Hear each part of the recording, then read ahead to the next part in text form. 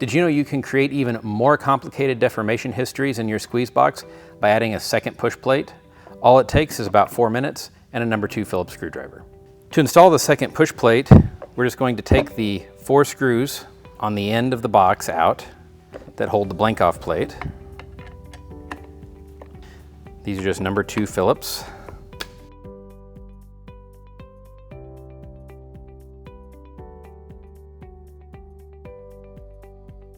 And now we remove the blank off plate.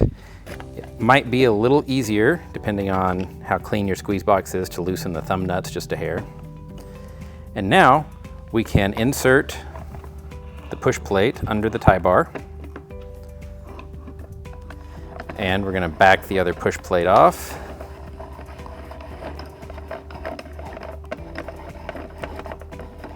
And we're going to back this push plate out.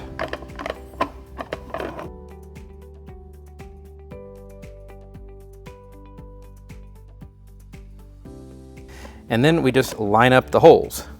Now, if you've got it in the incorrect direction, then it's not going to line up. It's going to stick up above. You just rotate the plate 180 degrees and it snaps right into place. Then we just reinstall the 4 screws.